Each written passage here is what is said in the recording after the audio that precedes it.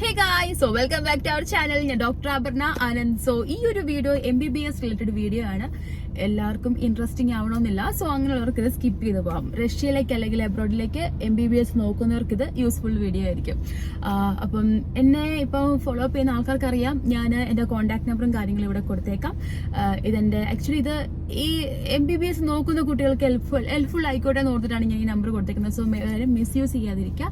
എന്നെ നിങ്ങൾക്ക് വിളിച്ചിട്ട് കിട്ടിയില്ലെങ്കിൽ നിങ്ങൾ മെസ്സേജ് ഇട്ടാൽ മതി. മെസ്സേജ് ഇടുന്ന സമയത്ത് നിങ്ങൾ ആരാനും എവിടെയാണെന്നും കൂടെ ഒന്ന് മെൻഷൻ ചെയ്യുക. ഫ്രീ ആകുമ്പോൾ ഉറപ്പായിട്ട് ഞാൻ റിപ്ലൈ തന്നിരിക്കും. ഇപ്പം ചില കുട്ടികൾക്ക് റഷ്യയെ പറ്റി അറിയണമെന്നായിരിക്കും, ചില കുട്ടികൾക്ക് ഫീസ് സ്ട്രക്ചർ ആയിരിക്കും, ചിലർക്ക് ചില കോളേജിനെ പറ്റി ആയിരിക്കും. കാര്യം പല ഏജൻസിക്കാരും പല രീതിയിലാണ് പല റൂമേഴ്സ് അടിച്ചിറങ്ങുന്നത്. അപ്പോൾ സത്യമാണോ അല്ലെന്ന് അറിയാൻ വേണ്ടി കുറേ ആൾക്കാർ എന്നെ കോൺടാക്ട് ചെയ്യാറുണ്ട്. ഇപ്പം ബഡ്ജറ്റ് നോക്കി പോകുന്ന കുട്ടികൾക്കാണെങ്കിൽ എന്നെ കൊണ്ട് പറ്റുന്ന ഹെൽപ്പ് ഞാൻ ചെയ്ത് കൊടുക്കാറുണ്ട്. മീൻസ് ബഡ്ജറ്റ് ഓക്കെ ആയിട്ടുള്ള ഫുള്ളി ഇംഗ്ലീഷ് മീഡിയമുള്ള യൂണിവേഴ്സിറ്റീസ് ഒക്കെ. സോ ഇപ്പോഴും നിങ്ങൾ അഡ്മിഷൻ എടുക്കാതെ ഒരു ബഡ്ജറ്റ് നോക്കി എല്ലാ അംഗീകാരമുള്ള യൂണിവേഴ്സിറ്റി നോക്കിയിരിക്കുന്നവർക്കാണെങ്കിൽ ഉറപ്പായിട്ട് നിങ്ങൾക്ക് എന്നെ കോൺടാക്ട് ചെയ്യുവാണെങ്കിൽ എന്നെ കൊണ്ട് പറ്റുന്ന രീതിയിൽ ഞാൻ ഹെൽപ്പ് ചെയ്ത് തരുന്നതായിരിക്കും. സോ ഈ നമ്പറിലേക്ക് ഇവിടെ എവിടെയെങ്കിലും നമ്പർ കൊടുത്തേക്കാം, അത് നിങ്ങൾ മെസ്സേജ് ഇട്ടാൽ മതി. അപ്പം ഇന്നത്തെ ടോപ്പിക് എന്ന് പറയുന്നത് ആക്ച്വലി അപ്പം എനിക്കൊരു കാര്യമുണ്ട്, ഇതാരും മിസ്യൂസ് ചെയ്യാതിരിക്കും. കാരണം ചില ആൾക്കാർ നല്ല രീതിയിൽ മിസ്യൂസ് ചെയ്യുന്നുണ്ട്. നിങ്ങൾ മനസ്സിലാക്കേണ്ടത് ഈ ഒരു നമ്പർ ഞാൻ ഈ ഒരു പർപ്പസിന് വേണ്ടി മാത്രമാണ് ഉപയോഗിക്കുന്നത്, അല്ലെങ്കിൽ ആ നമ്പർ കൊടുക്കുമോ ഇല്ലല്ലോ. സോ നിങ്ങൾ ഫ്രണ്ട്ഷിപ്പിനോ വേറെ വല്ല കാര്യത്തിലാണെങ്കിൽ പ്ലീസ് എനിക്ക് മെസ്സേജ് ഇടരുത്, ഞാൻ തിരികെ നോക്കത്തില്ല. ഇതുപോലെ കാര്യമായിട്ട് നിങ്ങൾ ജെന്യൂൻ ആയിട്ടുള്ളതാണെങ്കിൽ നമുക്ക് മനസ്സിലാവും ഒരാളുടെ സംസാരത്തിന്. നിങ്ങളോട് മാത്രമേ ഞാൻ സംസാരിക്കാൻ നിൽക്കത്തുള്ളൂ. അപ്പം ഒരു കുട്ടി എനിക്കിട്ട ഒരു മെസ്സേജ് ആണിത്. അപ്പൊ ഞാൻ ഈ ഒരു മെസ്സേജ് ഞാൻ റിപ്ലൈ കൊടുക്കുവാണെങ്കിൽ അത് എല്ലാവർക്കും യൂസ്ഫുൾ ആയിരിക്കുന്നു. സോ ഫസ്റ്റ് ഓഫ് ഓൾ ആ കുട്ടി ആരോട് ചോദിച്ചെന്ന് വെച്ച് കഴിഞ്ഞാൽ, നമുക്ക് റഷ്യയില് ടോട്ടൽ എത്രയാണ് ഫീസ് വരുന്നത്?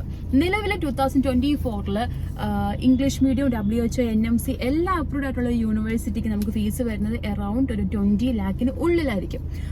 ഒരു 19 ലക്ഷമോ അതൊക്കെ ഏകദേശം വരുന്നുള്ളൂ എൻ്റെ അറിവിൽ. പക്ഷെ അതിൽ കൂടുതൽ ഫീസുള്ള യൂണിവേഴ്സിറ്റീസും ഉണ്ട്. ഈവൻ ഇപ്പൊ ഞാൻ ഉദ്ദേശിക്കുന്ന ഫീസ് സ്ട്രക്ചർ വരുന്ന യൂണിവേഴ്സിറ്റിക്ക് നമ്മുടെ നാട്ടിൽ ചില പല ഏജൻസിയിലും പല ഫീസ് സ്ട്രക്ചർ ആയിരിക്കും. അത് അവരുടെ കമ്മീഷൻ എമൗണ്ട് എക്സ്ട്രാ ആഡ് ചെയ്തിട്ടുള്ള ഫീസ് ആയിരിക്കും.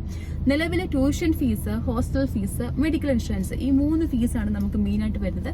ഇതെല്ലാം കൂടി ചേർത്ത് ഏകദേശം ഒരു 19-20 എന്തായാലും നിൽക്കും നമ്മുടെ 6 വർഷത്തെ ഫീസ്. അപ്പൊ ചോദിച്ചിട്ടുണ്ടായിരുന്നു നമുക്ക് എത്ര വർഷമാണ് റഷ്യയിൽ MBBS വരുന്നത്.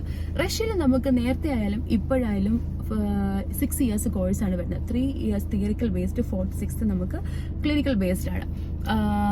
അതിപ്പം പുതിയ റൂൾ വന്നിട്ടുണ്ട് 2021 NMC. നമ്മൾ ഏത് കൺട്രി ചെയ്ത് കഴിഞ്ഞാലും നമ്മൾ ഇന്റേൺഷിപ്പ് കൂടി ചെയ്യണമെന്ന്. സോ അതിന് ശേഷം ഈ ഫൈനൽ ഇയർ കൺവേർട്ട് ചെയ്ത് ഇന്റേൺഷിപ്പ് ആക്കി ഇപ്പോൾ ടോട്ടൽ 6 years ആണ്. ഇതുവരെയുള്ള ഇൻഫർമേഷൻ അങ്ങനെയാണ്, വേറെ ചേഞ്ചസ് ഒന്നുമില്ല. അപ്പോൾ ടോട്ടൽ നമുക്ക് 6 years കോഴ്സാണ് റഷ്യയിൽ വരുന്നത്.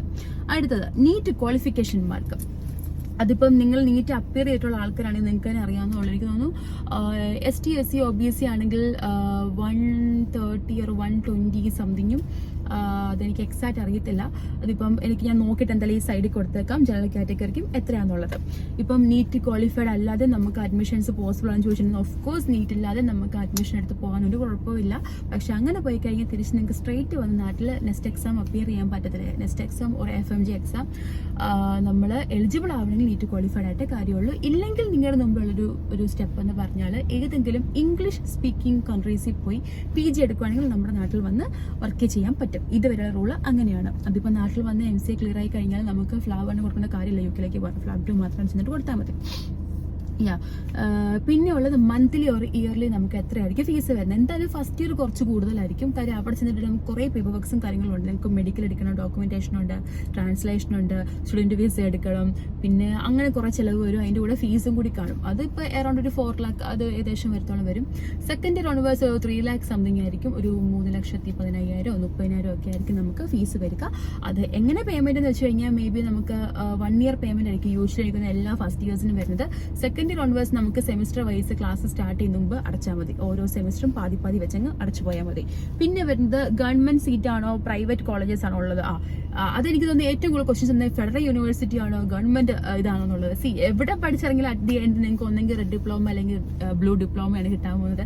ഈ സംഭവങ്ങൾ നിങ്ങൾ നാട്ടിൽ വന്നു കഴിഞ്ഞാൽ എല്ലാവരും ചെയ്യുന്നത് പോലെ തന്നെ എല്ലാ കൺട്രീസിൽ നിന്ന് പഠിച്ചിറങ്ങുന്നവരുടെ കൂടെ തന്നെ നിങ്ങളും MCA രജിസ്ട്രേഷൻ എല്ലാം കൊടുത്ത് എലിജിബിലിറ്റി മേടിച്ച് കഴിഞ്ഞാൽ നിങ്ങൾ നെക്സ്റ്റ് എക്സാം അല്ലെങ്കിൽ FMG എക്സാം എഴുതാൻ പോകുന്നു. നിങ്ങൾക്ക് അവിടെ വേറൊരു ഒരു ലൈക്ക് ഇന്ന കോളേജ് ഞാൻ പഠിച്ചത് കൊണ്ട് എനിക്ക് എക്സാം ഈസി ആയിരിക്കും, അല്ലെങ്കിൽ എനിക്ക് ഇത്ര മാർക്ക് എക്സ്ട്രാ ഇട്ട് തരും, അങ്ങനെ ഒന്നുമില്ല. അറ്റ് ദി എൻഡ് എല്ലാവരും ഒരിടത്ത് തന്നെ ആയിരിക്കും വർക്ക് ചെയ്യാൻ കയറുന്ന, വേറെ വ്യത്യാസമൊന്നുമില്ല. പിന്നെ റഷ്യയിലെ എല്ലാം സെൻട്രൽ ഗവൺമെന്റ് ഓഫ് റഷ്യയുടെ അണ്ടറുള്ള യൂണിവേഴ്സിറ്റീസ് ആണ്. അവിടെ ഒറ്റ പ്രൈവറ്റ് യൂണിവേഴ്സിറ്റീസ് ഇല്ല. പക്ഷെ എന്ന് വെച്ച് എല്ലാം നല്ല ക്വാളിഫിക്കേഷൻ ഉള്ള യൂണിവേഴ്സിറ്റി ആണെന്നല്ല അതിന്റെ അർത്ഥം. അവിടെ ഇംഗ്ലീഷ് മീഡിയം കാണും, ബൈലിംഗ്വൽ കാണും, റഷ്യൻ മീഡിയം കാണും. പക്ഷെ ഇപ്പൊ നമ്മൾ ഗൂഗിൾ ചെയ്ത് കഴിഞ്ഞാൽ ഓൾമോസ്റ്റ് എല്ലാ യൂണിവേഴ്സിറ്റീസും ബൈലിംഗ്വൽ എന്നാണ് കാണിക്കുന്നത്. എന്താണെന്ന് എനിക്ക് അറിയത്തില്ല. ബട്ട് അവിടെ കുറെ യൂണിവേഴ്സിറ്റീസ് ഇപ്പം നേരത്തെ ബൈലിംഗ്വൽ ആയിരുന്നതെല്ലാം ഇംഗ്ലീഷ് മീഡിയം ആക്കിയിട്ടുണ്ട്. പക്ഷെ ഇംഗ്ലീഷ് മീഡിയം ആക്കാത്തതും ഉണ്ട്. പക്ഷെ ഗൂഗിൾ ചെയ്ത് കഴിഞ്ഞാൽ എക്സാക്ട് ഉള്ളത് നിങ്ങൾക്ക് ഇൻഫർമേഷൻ കിട്ടത്തില്ല. അതിപ്പോൾ ഫീസിന്റെ കേസ് ആയാൽ പോലും ഈ വർഷത്തെ ശരിക്കുള്ള ഫീസൊന്നും അല്ല അവർ അപ്ലോഡ് ചെയ്തേക്കുന്നത്. അതെല്ലാം മേ ബി റഷ്യൻ മീഡിയത്തിന്റെ ഒക്കെ ആയിരിക്കും അപ്ലോഡ് ചെയ്തേക്കുന്നത്. ഇവിടെ ഇപ്പൊ എങ്ങനെയാണ് നമുക്ക് ഇന്ത്യയില് സ്കൂളിലേക്ക് മലയാളം മീഡിയം ഇംഗ്ലീഷ് മീഡിയം കാണത്തില്ല, അതുപോലെ തന്നെയാണ് അവിടെ റഷ്യൻ മീഡിയം മലയാളം മീഡിയം ഒക്കെ ഉണ്ട്. ദെൻ +2 മാർക്ക് എത്രയാണ് വേണ്ടത്? നിങ്ങളിപ്പോൾ നീറ്റ് എക്സാം കൊടുക്കാൻ എലിജിബിൾ ആയിട്ടുണ്ടെങ്കിൽ നിങ്ങൾക്ക് അവിടെ അഡ്മിഷൻ എടുക്കാൻ നിങ്ങൾ എലിജിബിൾ ആണ്.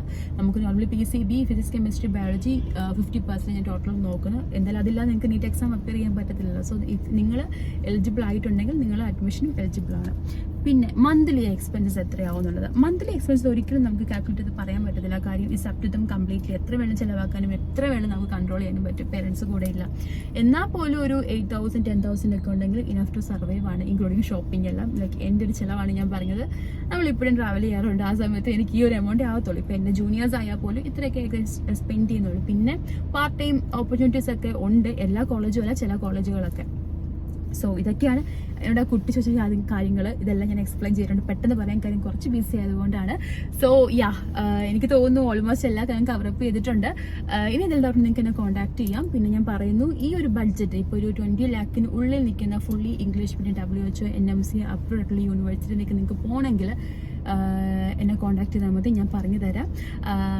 പിന്നെ പാർട്ട് ടൈം ജോബൊക്കെ പോസിബിലിറ്റീസ് ഉള്ള യൂണിവേഴ്സിറ്റീസ് ആണെങ്കിൽ ഓഫ് കോഴ്സ് ഞാൻ പറഞ്ഞുതരാം. പിന്നെ നമ്മൾ മോസ്കോ അല്ലെങ്കിൽ സെന്റ് പീറ്റേഴ്സ്ബർഗ് ഒക്കെ യൂഷ്വലി ഞാൻ പ്രിഫറൻസ് കൊടുക്കാറുള്ളൂ ഇപ്പോൾ ഈ വർഷം. കാര്യം എനിക്കവിടെ കുറേ നല്ല യൂണിവേഴ്സിറ്റി ഇപ്പോൾ കിട്ടിയിട്ടുണ്ട്. എനിക്ക് പേഴ്സണലി അറിയാവുന്ന കുറച്ച് കുട്ടികൾ പഠിക്കുന്ന യൂണിവേഴ്സിറ്റീസ്. അപ്പം കോൺടാക്ട് ചെയ്താൽ മതി എന്തെങ്കിലും ഉണ്ടെങ്കിൽ. അപ്പോൾ അടുത്ത വീഡിയോ കാണുന്നവരേക്കും